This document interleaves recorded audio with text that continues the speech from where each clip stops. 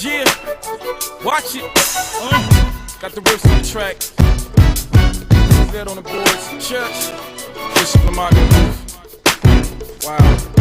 Yeah, the statistics shows my ballistic flows generate big cake, not big candles. That spaghetti, them O's. I'm so ready, how them pack my clothes. I'm so heavy with no D, how them boys. I rock them gators more than gun beat boys. I'm the real raw deal, y'all just still decoys. Like So, and it transformed from fiction into realism, even though it is a work of fiction. For that green like for Rick, no, not from New Orleans, but can you see me, homie? In mic check, check 1, 2. If it ain't a check a text, that's all I'm gon' do. Mic check, check 1, 2. If you ain't talking dollars, I can't understand you. Mic check, check 1, 2. If it ain't a check a text, that's all I'm gon' do. Mic check. Check 1, 2. If you ain't talking dollars, I can't understand you. Yeah, look around, left, right, up and down. So in the time before everything starts, and the second book kind of gets into the very beginning of it, and then the third book kind of ends up the first phase of what happened. My target audience when I wrote it, in my head was were basically teenage girls that had read Twilight and were sorry that it was over. From this reason. And they are animals being arsenic. But you know, you're the bus driver, right. You know, yeah, there he is, you know. I was like, that's cool, that's like we're made for it. Mic check, check 1, 2. If you ain't talking dollars, I can't understand you. Mic check, check 1, 2. If it ain't a check a text, that's all I'm gon' do. Mic check, check 1, 2. If you ain't talking dollars, I can't.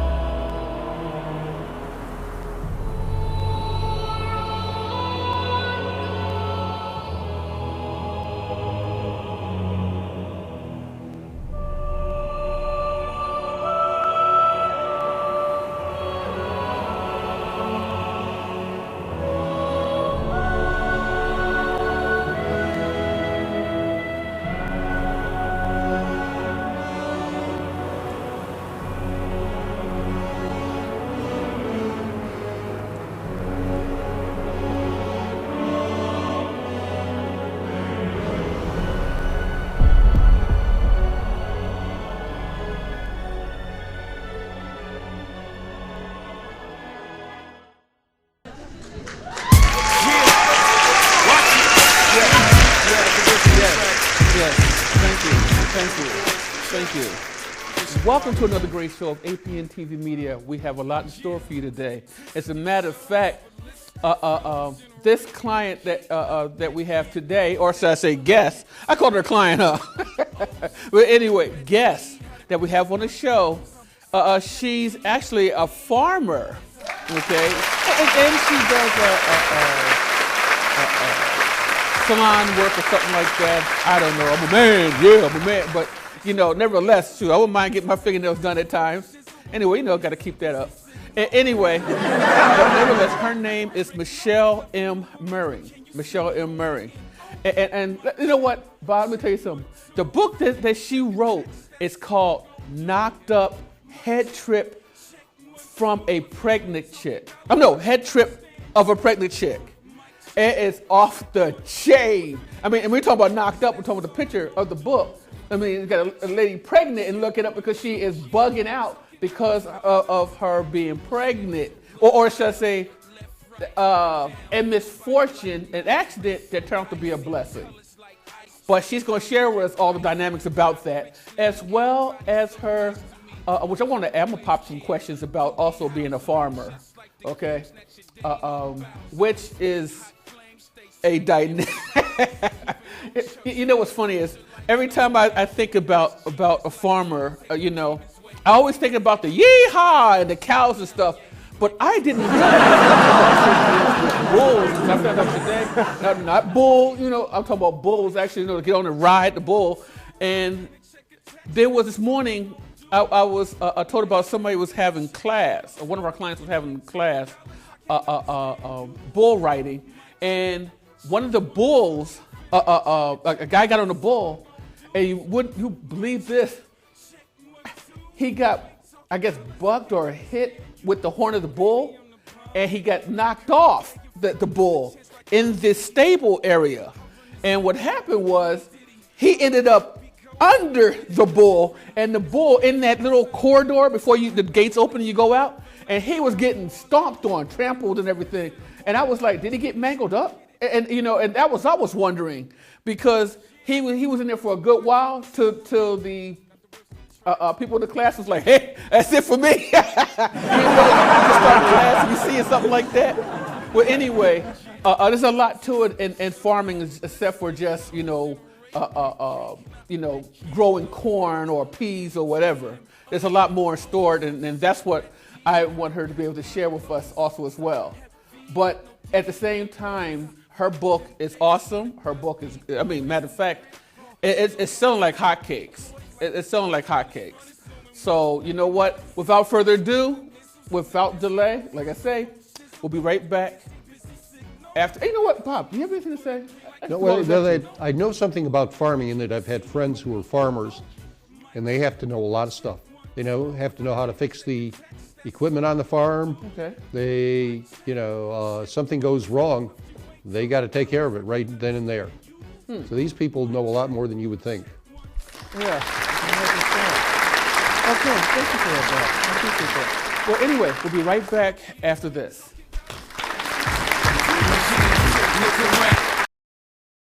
Yeah, watch it. Got the rest on the track. Dead on the boards. Church. Bishop Lamar. Wow. Yeah.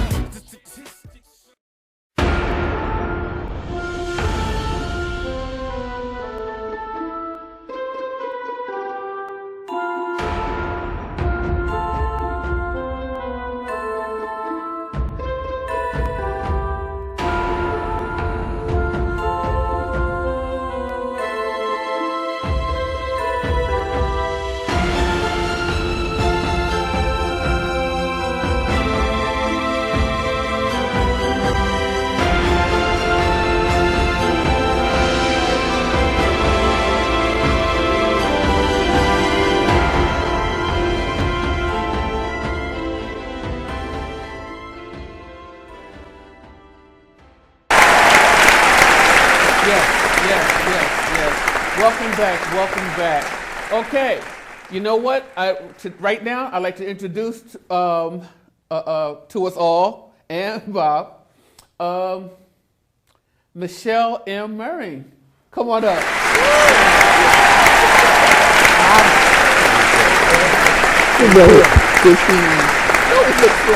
Thank you. Farmer's Watch too. Now, does she look like a farmer or look like a New Yorker? Well, I just don't wear the high heels and the hay bales, so that's it. No!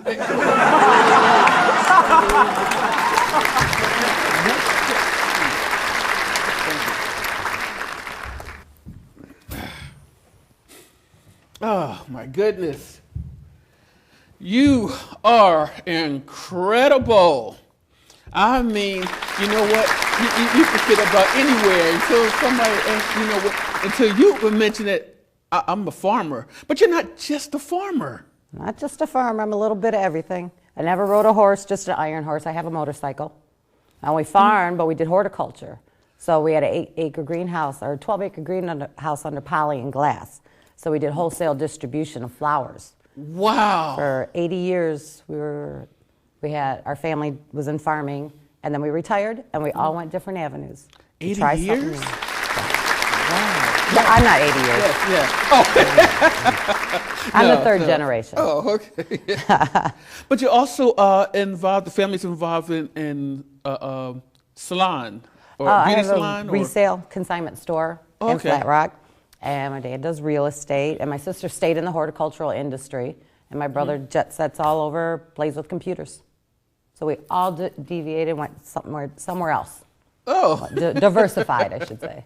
And I want to say thank you to your mother, because Thank without you, her, Mom. you wouldn't have been here. I wouldn't have wrote it, right? Yes. Oh, wouldn't have wrote it too. Oh, That's that right. too. Ooh. Your daughter. Your daughter. She knows. My goodness, your book. That's knocked up. Head trip of a pregnant chick. It's true. You know what? I have some questions for you I want to ask you. I'm sure you do. I'm sure you haven't been pregnant, so you probably have quite a few You know questions. what? Sometimes I feel like I'm pregnant. You know, with the weight I go, man, I'm not about to have me a baby. Shoot, I hope this baby. You know how long this baby's been due? You don't want it to come out all at once. Oh, I don't know. I don't know. But your experience, as a matter of fact, your picture of you, were you still pregnant? You know what? Let me pull your book up That's here. a body double, by the way. Okay, this is her knocked up head trip of a pregnant chick. Yeah, I like that, the body double. Hollywood. We know that. Here, That's the true you. one. That's you. Which is interesting. It's like a body double. That is so close. I'm the one with 3 chins. Oh, But that is water, not vodka in my hand. oh, It is water. oh, that's a whole Just in other case it story. But you have another book coming out pretty soon. Yes, I do. Is this picture? Was it when you were pregnant? That was or after? That was 1 hour before.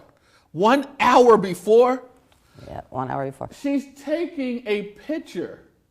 I didn't take the picture. Well, My grandmother took the picture, because you have to understand my grandmother. She used to go to funerals and take pictures of people there. So 1 hour right before I popped out, she had to have a picture. It's my grandma. Should never bought her a camera for Christmas. she keeps a camera with her, huh? She does. Hey, that's all right. That's all right. Let me see if I can sit this back up there. Oh, Bob had me teaching me how to sit this up there. There you go. There we go. Yeah, yeah. So let me, if you don't mind, I'm gonna ask you some questions here. Well, actually, I might as well just come out with the beginning. Okay, that just how did you come to write the book? But what made you decide to write the book?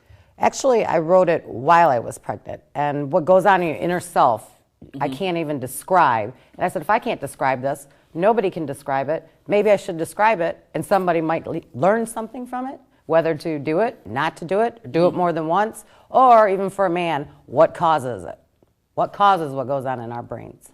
Because that's important too. You have to educate the man. Okay, then tell me. No, just tell me. Tell us all and your readers and viewers a little bit about the book. A little bit of Wait a minute. I'm gonna back this up. Okay. I'm gonna reverse this. Is that all right with you, Bob? I'm gonna Yeah, it's reverse fine. this. Okay. There's more to it than deciding to write the book. There's something deeper. A reason why you was writing this book. It's actually a memoir. So I did not know I was pregnant until 3 months in. I had never been pregnant before. And I think a lot of it had to do with, like, part of my inspiration for writing was when I was a child, I used to sneak in the library room and steal my parents' books, hoping it'd teach me about puberty or about sex or something. So I'd get in their Irma Bombeck's. So I'd read them cover to cover. But they really didn't teach me about anything except for what these kids are going to do to you. So that's probably why I was not ever pregnant till 38 years old. My body just said, no way, Michelle. And then when it happened, I said, light bulb went off. Maybe I should write this down. Interesting. And I wrote the memoir all the way to the end. From the time you were pregnant. Then I knew I was pregnant. The time you knew you were pregnant. So I made up from memory the first 3 months. But once I figured it out, it was still confusing. How old is your son? He's 9 now. He's 9 now. How's he feel about? Does he know that you wrote a book about? He knows I wrote a book. In fact, he was pretty proud. He went to my book signing, and he signed too. I said, well, Brody, his name is Brody, you're in the book. You might as well sign your name too. So he was excited about that. He went home and wrote his own book. So I'm going to work on getting that published for him. Oh, that's Amazing. right. He sat down on that computer for an hour and just wrote. It's a small story, a short story. Yeah, it's a good story actually. As a matter of fact, the story of your, I can't give it out. I can't tell nobody Midget yet. Impossible? No. Your son's children's book. Oh, we're working on the illustrated. It's 4 children, written 4 children by a child, and it's going to be illustrated by a child, and that's going to be amazing. A lot of children's books are written by adult children, but not too many by children. So I'd like to expose the whole next generation into their talents and their dreams and following their dreams at a very young age. Not waiting till college, but waiting till high school. Because they can do that in grade school. Very good. Very good. And I'm hoping you'll publish it. She threw that out there, didn't she? Yes. Looking forward to it. Matter of fact, I am honored. I'm honored to publish your book. I mean, your son's book. Matter of fact, I'm part of the family now. You are. Yeah, you threw that out there. I'm going to get you a pair of Boondockers. Oh, my goodness. What's that movie called? Undercover Brother? There you go. I'm one of those dockers that called the duck shoes. Never mind. Okay. So it's the movie with what is that guy's name? I don't know. I never saw Undercover Brother. Oh, you gotta be kidding me! No. Oh, that was cool. We got to get out more often. That was so cool. I encourage everybody of any ethnic background to see it because it's one of those that it shows that we're all the same, and it's just so cool. A friend of mine had to explain to me a few years back what a cougar was, and she said, "You don't watch enough television." The star actor is Eddie Griffin. Okay. Okay, Eddie Griffin. And I encourage everybody to see it because it's just so funny. I mean, let's get back to this. Because I tell you what, if that was a movie, it would sing. It would sing. Wait till my next book. Oh, that one is incredible. It's going to roar. That was incredible. And it's already been announced in the news media anyway. Yes. Go ahead. You can share with everybody. It's actually, when I was younger, another true story. 4 of us girls were sent on a mission to go to Chattanooga and bring back a midget. We had 2 motorcycles and a beat-up Ford pickup truck, and we made it down there, but it was an adventure making it home. The whole story is an adventure. You believe that? They went and picked up a midget. When you're sent on a mission, you've got to deliver.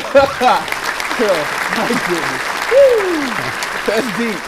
I know about it. He actually went and picked up a midget. I never heard of anything like that before. Yeah. You'll have to get the book. You have to get that's the book. It'll be coming out soon. Went and picked up a midget. That's deep. All right, let's get back to Knocked Up. You speak about childbirth as an adventure. Would you say it was one of your crazy adventures? I've had a lot of crazy adventures, and this adventure, it was more of a journey. It was a journey into myself, and it was actually my son, through childbirth, taught me that there's nothing I can't do, because I never thought I'd make it through. There are so many different things that go on inside your head, and your body changes. And not only that, but how is this going to come out? I know it's been happening for many years. You know, women have had children, but when it's going on in your body, you just can't do the math. Something does not sound right.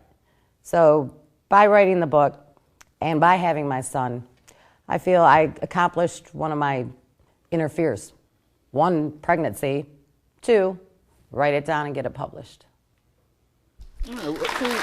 Would you think if it happened again? You said you got pregnant again. Listen to me. I'm not here. Women are probably they listen to me saying this. But suppose if... Well, we took care of that, just so you know. Or would you write another book about it? Or... I don't know. I think it's more interesting on what he's going through now. Right now, he's starting the chapters in his life. And as much as he showed me through the pregnancy and through the birth, I think it's my turn to show him and help him grow. So and it's help kind of him reverse, hurdle his fears. and then he can turn around and maybe write a book about when he gets older. Yes, what mommy said. And hopefully it's older. Yes. You don't want it young while you're still in high school. No. Let's hope for a mature audience. Yeah, there we go. Well, your family, I mean, great upbringing. I mean, the experience that, especially with this book, which is hilarious. My dad read it, scratched his head, but he said he laughed, and he said it almost made him cry. Never seen my dad cry in his life. He's a tough guy. Yeah, he's cool. He came by the office. He's cool. I like him. He's a character. I got a lot of my humor from him. Yeah, I can tell. I see that. My looks are from my mom, thank goodness, because he has a cheesy mustache. So. You just throwing stuff out over at the family. I don't know. Are you gonna do an autobiography? That's kind of throughout my life. I'm going to do. Okay, I'm writing about my adventures. Yeah, your adventure one. Yeah. Picking up that midget. That's interesting. But this right here is good enough for your autobiography because that's hilarious. That's the start of it. That's crazy. I'm also still working. I'm still keeping memoirs of all the challenges and everything. Brody is still teaching me, so that could be in the future also. Hey, you know what? I'll tell you what. We'll be right back. We'll be right back after this.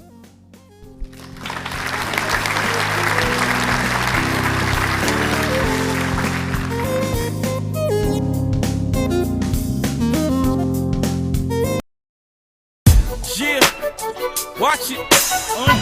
Got the riffs on the track. That on the boards. Church. Bishop Lamont. Wow. Yeah.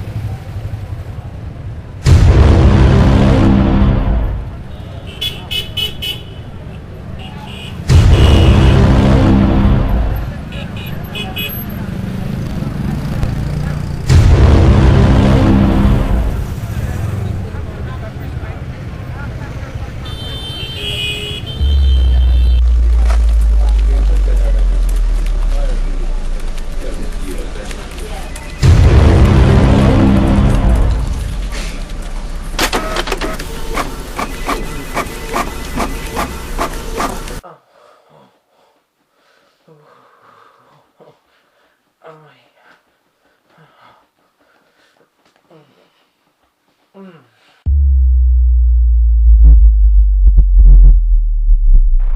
gonna walk on him.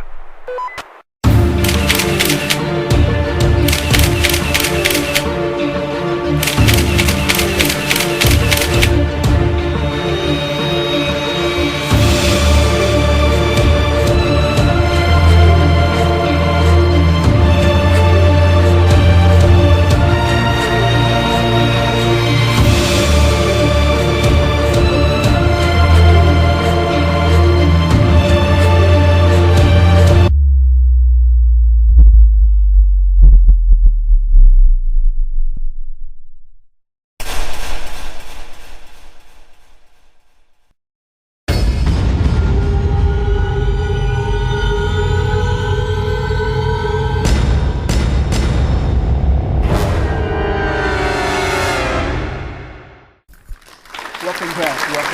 Yes, welcome back. You know what?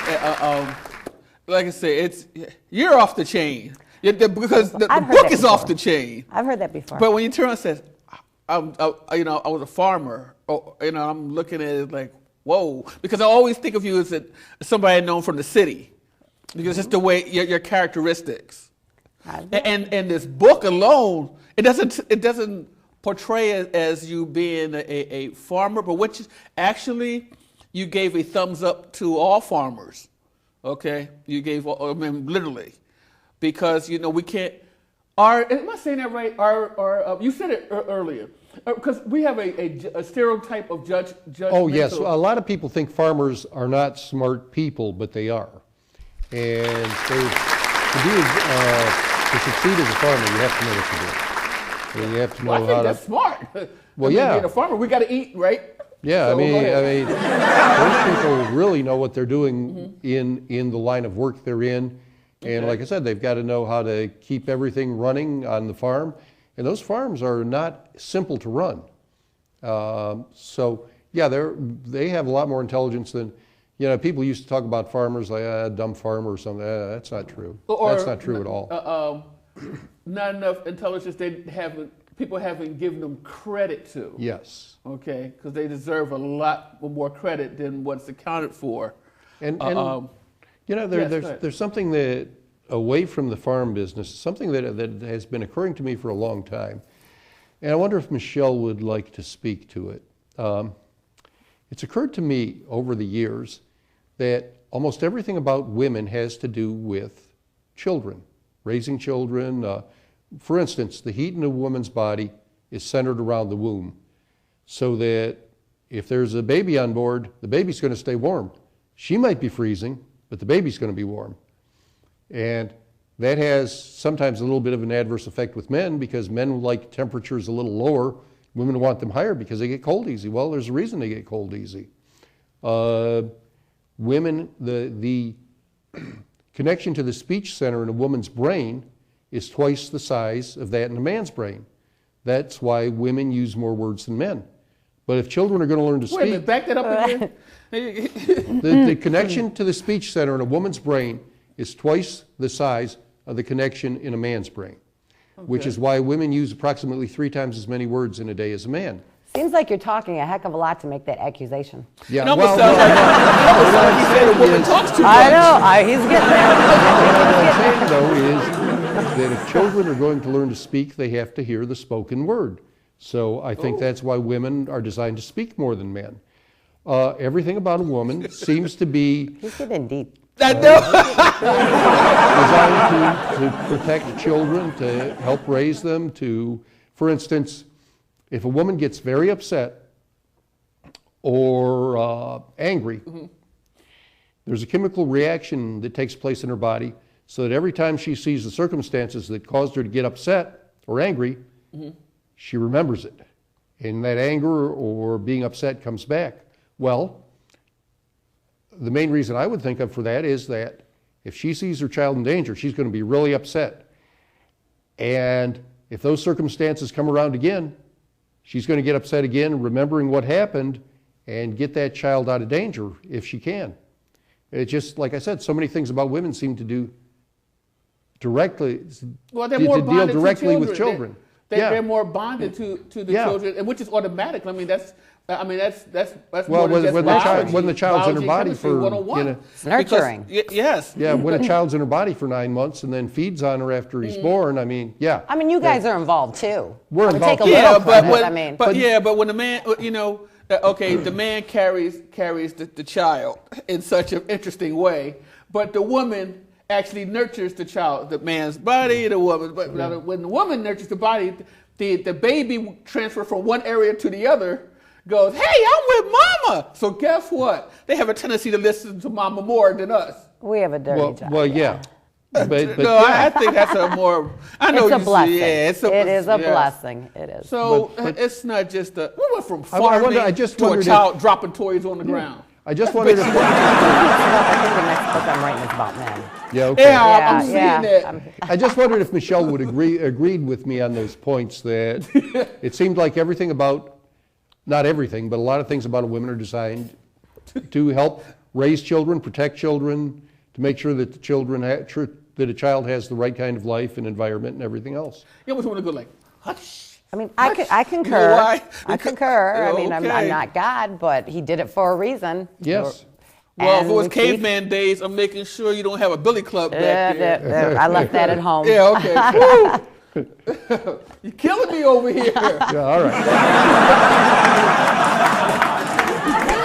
Now, see, you know what's funny is, and all that brings around your book. Now, remember, it said head trip of a pregnant chick. Mm-hmm. It's definitely a head trip. And you know what? Tell us a little bit more about your book itself. About the book, well, outside of it being just a memoir, Yes. it really exposes to, like I said, it's very guy friendly, because it does expose you to, oh, maybe that's why my woman's acting that way. I'm I glad you didn't threw read that it. in there. You see that? Because you made her confess as guy it can friendly, be really and yet it confusing, is. and stuff that I wrote in the book is not stuff you just want to tell everybody, including your husband. Some things are kind of left private, but Really? like I really did put myself out there because I figured someone's got to say it. So if a man reads it, he's going to understand, maybe I should just start saying yes, hun. for the next 9 months, and let's get through this, and we're going to all have a wonderful family, and be there for support. But it's also for women who, I don't know, I mean, I didn't plan. I mean, it wasn't written in the cards to be pregnant, and it miraculously happened to me, and I think for many numerous reasons. And it was totally a blessing in the end. But like I said, the transformation of your mind and your inner body is just amazing. And it's something that, I mean, you can get ahead, or you can get what I Want to Know When I'm Pregnant, that book. This is everything you don't want to know, but it does happen. You actually do a reality check. I mean, in other words, a realism. It's like real TV, but in a book. Yes. Okay, I mean, real TV. In other words, we've got a memoir of some crazy stuff in the beginning of a discovery of like, wow, I'm pregnant. Okay, to the point that, you know, the stuff that you go through while you're pregnant. What you go through and what people say to you. It's amazing what people say to you. Oh, wow. I mean, I got a lot of oh wows, and I was like, I was oh wowing myself. You know? I think I was the first one who said it in the mirror. Oh, wow. Well, and you know, most men will admit they do not understand women very well. So this could be very beneficial to men. That's what I said. The next book I'm writing, I might need to write one about men. Yes, because Might not make sense to you guys. now women seem to understand men better than men understand women. We'd like to think so. Well, I don't know if there's any concrete evidence in that, to be honest with you. it just seems like I've known women who could, you know, just press the right buttons, say, okay, this is what I want Bob to do. I'll press button A, B, and he'll do it, you know. Oh, I didn't say we don't know how to play men. Oh, you mean? Okay. I might not totally understand. That's interesting. What is the difference between, you know, press a man's buttons versus it's like what, press a single man's button versus pressing a husband's button? Well, I think there's usually a lot less repercussions Future father figure from pressing a man's buttons and pressing a woman's buttons, because that's danger zone. That's the big red button. You don't press that. You know, don't press that.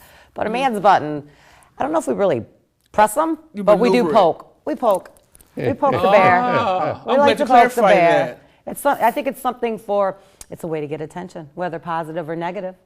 It's still attention. So for the women like attention. For the woman, we can go, meh. Oh, you're all done. No, we can't. No. See, that's what we can't do. No. But for a man, you just, you know, beep, beep, beep, beep, beep, like road rage. That's what that is. I don't sugarcoat anything. You know that. Why sugarcoat road raging your man, or how you want to say it. Well, yeah.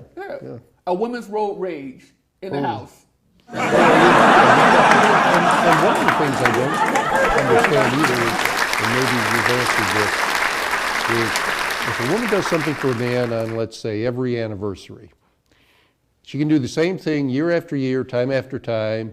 If it's what she gives him isn't something that lasts and piles up, you know, he'll be happy.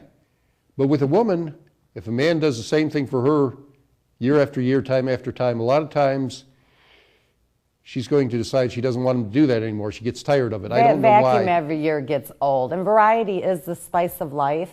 Mm-hmm. And don't you want a little spice in your life? Right. Right. And if you don't give us a little spice, we can be awfully spicy. Yeah, I've noticed that, yes. We get along. Yes. We speak the same language. Bob and experience. I wonder if this is experience or this is something in the political debate that we have now. Because that's what it sounds like.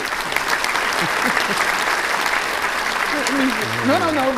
You just don't know about today's political debate because you're a political analyst. All right. You know, with the Hillary Clinton and all that other stuff. He's trying to bring some politics into the book. I can feel it. Yeah. Oh, you saw that? Yes. I can feel it. Yes, I can feel the same thing. I think we go away from the biology and the chemistry, you know, to it is politics. Involved. It is involved, but I'm not a chemist nor in the medical profession. I leave that for the people that we pay good money for. I hear you. Hey, you know, actually, one of the questions I wanted to ask you is about your. I don't know. It should be the last question or the next question, but I'm gonna ask anyway since I'm asking. Okay. Your inspiration and supporters. Who's your greatest inspiration? Support and inspiration. Throw it all in one nutshell. Well, of You course. know, because of writing this book. This is your first one. Your Right. very first book. First published book. That's yes. just, it's growing like wildfire. And the inspiration comes from all over. I find myself to be a very inspired person. Okay. And positive energies really assist me. But without Brody and that little egg that entered into my belly, this book would never have been written. And the whole world wouldn't have been opened up to me in different aspects. So, but my father and my mother have always been pushed me to write, pushed me to follow my dreams, to excel the best and the most I can in anything. And sometimes we find ourselves, you know, especially with me having a small business too, you get a little steadfast. You get up, you go to work, you do your duties and you come home. But there's more in life. Family, I mean, family is one, but it's your inners that you really have to work on. And if you're not happy, nobody around you is happy. And to finally conquer a dream and actually conquer a fear. Yes. It was kind of like, oh my gosh, maybe nobody will get my joke. Should I write that? Should I publish that?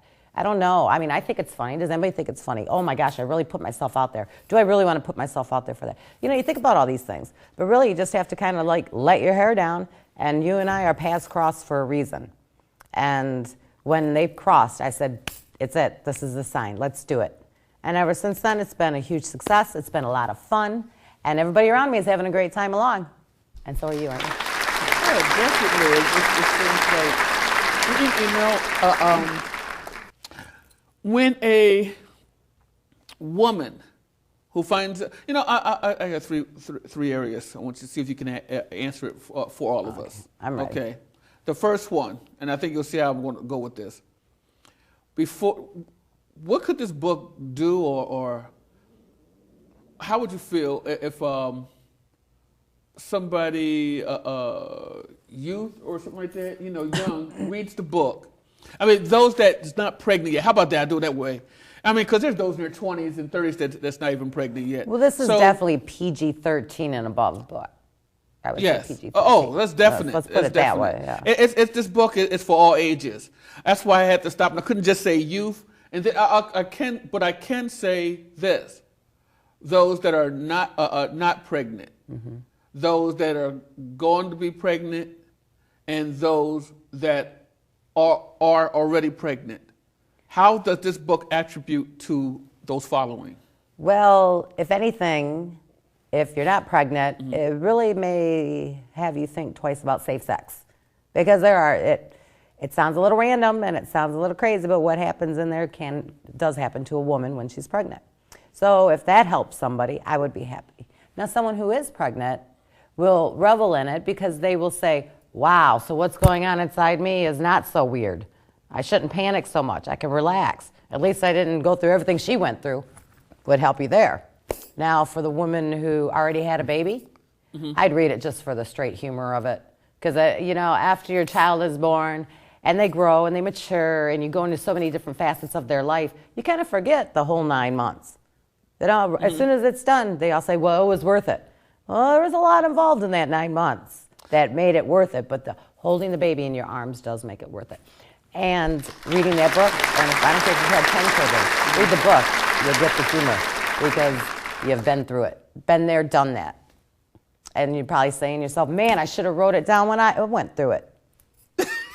And I said it's a must read for any man, especially if his woman is pregnant. And it's a great shower gift for anybody who is knocked up.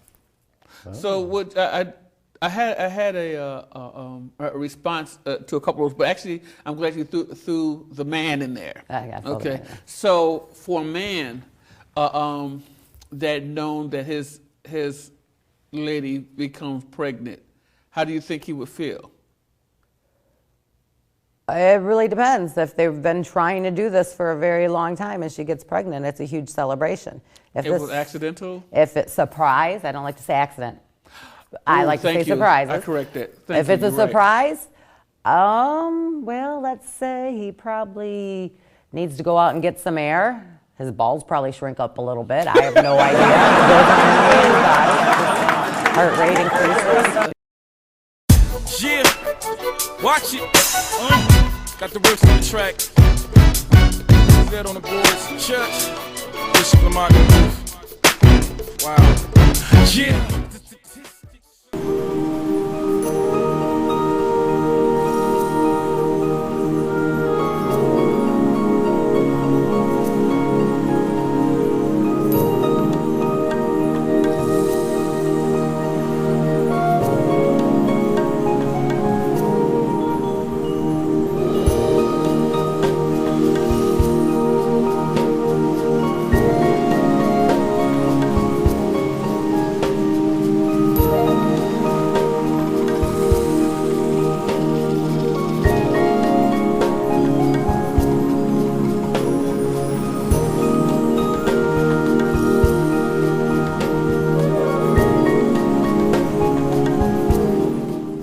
To be sous chef. So that's what he does now from this very day. And I'm talking about since he was 16 as chef. Now watch this. Then my other brother, who was born out of an accident, what's kind of interesting is he was like, him and my mother were very tight. But he ended up being the one who owns, and at the time he owned car dealerships. Now he's helped restructuring car dealerships. So, and he has one in particular, if you go on our website and see, he finally just bought a nice, beautiful home and everything, got everything going on. And his mentality as family is a number one priority, okay? Which is really interesting. And then the other one that was born out of rape, which, she loved this, is the way she brought it out, but I'm talking about case studies, okay? That he ended up being a gangbanger and the prison guy, the guy who's in and out of prison every time he's out, he's back in. And But was he told this? So does your existence precede your essence, or does your essence precede your existence? That's what's interesting. What if he never knew that information, and you all didn't have your labels growing up? Could everything have been different? Would everything have been different? That's what I thought about. Would everything would have been different? I don't know. I think that's hard to tell. Like I was saying, the names, a lot of the people in prison have names you wouldn't want. Now, that doesn't always work out that way. There was a Hogg family in Texas, last name H-O-G-G, and one of those families named their daughter after a poem a brother in the family wrote, Ima. She ended up being the first governor of Texas, and Ima Hogg's a terrible name. But Oh, well, let me get wrong. The last brother, he's doing a lot better now. I mean, he's a grandfather. He still was out there even as a grandfather, because I remember his daughter told him to kick rocks because he left his grandson, at a school while he went out to get high. Yeah. But now, and that was a couple of years ago. But now that I know he's doing a lot better, and I hope he stays that way. But we were all impacted just by that simple word, and that's why I say that you are right when you said you corrected me. And I accepted that because you said surprise. It was an accident. An accident makes a person feel different about themselves. And then the child grows up and all you hear, and then get this, when you tell other people, like you say with others when they say, wow, you're pregnant, wow, you're pregnant. You didn't turn around and say, you know what, this is, I'm having an accident. This is an accident. The child's an accident. And then guess what happens with others that child grows up around? They would look at the child as an accident. Yes. And then the child's growing around a negative environment. Or do you follow where I'm going with this? A negative environment, and next you know it, the negativity of that environment destroys the child inwardly. And the mentality of the child, as we see now, is out here in the street doing anything and everything. So interesting enough, if this child was adopted by a very loving family that he was wanting a child so bad, and they adored him, and he was brought up really in an excellent environment with lots of love, the only child or whatever, would he have been different? Do you think he would have turned that way? What, turned the opposite? Turned into the path that he ended up leading, being called an accident. You know what? It's not he would have turned. If he was called an accident, he would have turned different. If he was called an accident, no matter how. No, if he was not. Wait, let's say if he was born the called accident, and he was adopted by another family. Yes. And the other family loved him and raised him and sent him to school, and he did everything well. Do you think he would have turned to the streets? Just out of the blue. No. Okay. No, not at all. Because I feel, and I understand the concept is that Then essence if we does keep come saying it before over and over existence. again, our subconscious will continue holding that negativity of that over and over and over and over again. And it'll take a harder struggle to come out from that negativity once you realize that whatever you was fed with, and I'm saying this for even those that are up to our age and stuff like that, once we realize what we've been fed with all those years, that it is not us, but we feel bad for the person who brought that to our attention to think of we were in this type of orient of negativity. Right. Okay? But taking that person out of the mentality of thinking that, hey, I am just an accident. I am just an accident. And saying, you know what? I am somebody. And people love me. Somebody important. Somebody special. important, yes. Now, Which that we person's all life, are. Yes, yes. I don't care what anybody has in their brain. We all are very important to this world Yes. to exist as one. Yeah, and you know what? And I want to say that to all those out there and those that people that's been on the drugs and the alcohol, the homeless, the ones that, single parents and stuff like that you're still special. And I have to say that because I'm living proof of that. A lot of us are living proof of it, that we're still special. Okay? Even if you're in a bad place right now. You're still Yes, special. what I'm trying to get at. You're here for a reason. You have to find your reason. Yeah, you don't have to keep accepting using crutches. Drugs can become a crutch. Yes. Because of the denial of the acceptance. Okay. Anytime you have some negativity impounded, embedded, pounded and embedded into you, this is, like I say, it's not conscious. That's what we got psychiatrists for. Subconsciously. And you know what? And I have to say that even to the psychiatrist, it's not always about taking medication to get your mind to be settled, to feel that you're all right, because you're never all right until you realize you are somebody, that the subconscious has to become conscious into a realization that, hey, I could be better than this. Otherwise, if you're going to give me meds, I'll still be the same. I'm still so on meds, and I can't really think. Funny thing, I Out have a from girl. that conscious. Right. I have a girlfriend who Yes. is in the psychiatric field, and she says, "Oh, OMG, you are so ADD, OCD." And I have never needed a drug in my life. I'm just very clean and busy. Right. And everybody says OMG around me all the time, but so it's what you make of it. Yeah, it is. It is.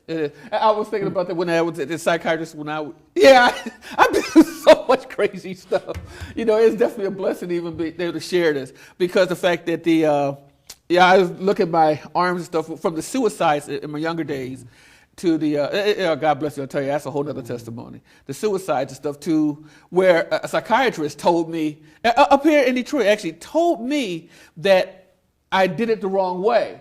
And taught me how to cut it the right way. And I'm going, really? I'm the kind of person that you don't tell. But see, these are the things that's what's sharing about things. These are the things that we have to be careful, because they don't realize that you're telling somebody that's already psychotic of the subconscious. Remember now, psychotic doesn't have to mean that it's conscious. Psychotic is about being subconscious because it's already embedded in you. You don't have to study for it. You just act whatever it flows within your body, and then you're in your mind, and you're wondering, what are you doing? And just say, you know what you're doing, and technically you really don't, because you act upon it already. You ever see you just say act like in biblical? They talk about utilizing your gifts. People that don't know their gifts because they actually are already utilizing their gifts. They're already doing it. Like you have a gift to do something, right? You have a gift, so you're doing that performance of that gift. But we didn't have to teach you it. We didn't have to tell you. I mean, you didn't know. But we all have more gifts and more treasures. Yes, to expose. yes. Don't limit yourself. Very good. I wrote very a book. Good. I'm writing another one. I published a book and I published another and another.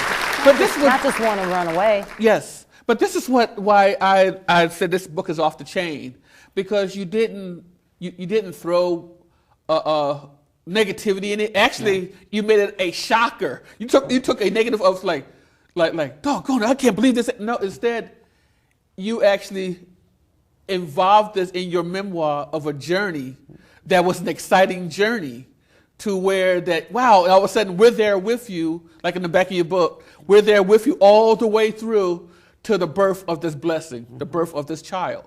And the thing is, see what I'm getting, the child himself, Brody, has became an inspiration. Yes. Because he didn't have to be born with words of negativity. He was already being birthed into words of positivity, Yes, a fun tripped out positivity, so to speak. Yes. Okay, and now he's signing autographs of his own birth. That's all right. Think about it. You have to have a start child something that's new. signing autographs of his own birth. That's a gift. Yes. Right there. Yeah, and I thank you for that. I definitely thank you for that. That is honorable. Well, he's Yes. in it. Yes. He's right there. Yeah. Yes. But That is good, Duke. you know, he exposed a little too much because I don't tell what the sex of the baby is till the end of the book. Brody, Brody's got to be a Well, now boy. you know. Yes, it is. If it wasn't, Well, I'm going to reread it. You could have a girl named Brody. It would be rare, but it could happen. That's okay. Like there are boys named Leslie. You know, Yeah, so there all are- of you, He's a Bob, boy. open He's that one all up. boy. He's all boy. yeah, but God was good no, to me I in that know. one. I mean, Brody does sound like a boy's name. That's why Yes. But I said, you see people giving kids names today that you wouldn't expect. Some of them are coming from the Bible, and there's some very good names in the Bible, but there are also some names in the Bible I wouldn't want to give a kid. And- Jezebel being one. What? Jezebel? Jezebel, that's one. Okay. I'm trying to think of some of the ones I've heard recently that Obed is another one that I have heard recently that more than one youngster has. You know, Obed was King David's grandfather. Okay, great. We run out of time here, Bob. Okay. We're going to be covering the Bible here soon. Yeah. But no, I'm looking for the Oregon now. Oh, and another name from the Bible is Nimrod, and I have heard kids being named Nimrod, and I would never give a kid that name. Well, think about if they name the kid Jehu, then we have a lot of Jehus running around. And on that note, before we go, I'm hoping to have you up here again. Absolutely. Okay, with several more books. As a matter of fact, I would love to next time. Maybe you could bring your son with you as well. I think he'd bring like the family. that. It would be interesting. Okay. It would be enjoyable. So definitely again, pleasure having you. You're dynamic. You're And dynamic. you're not so bad yourself, you know. Oh, there you go. You're a keeper. Oh, thank you. I'm honored. Thank you. Okay, and we'll be right back after this.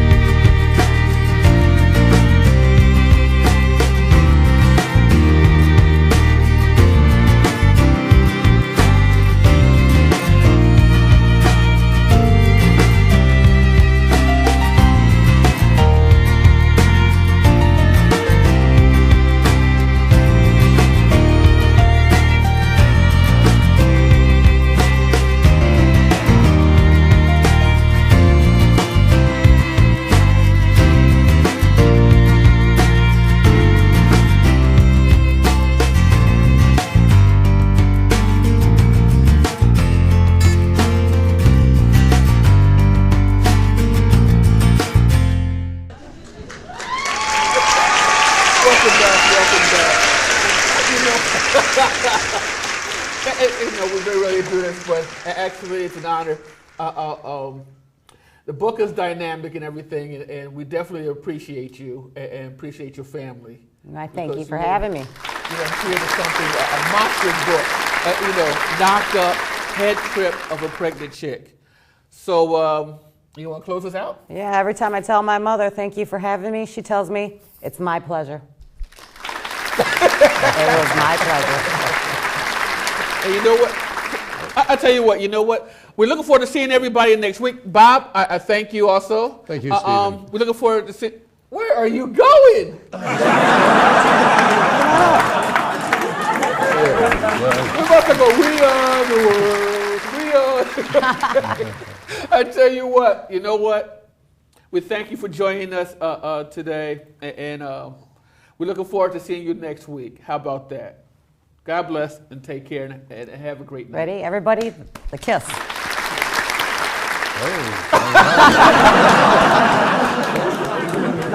Take care.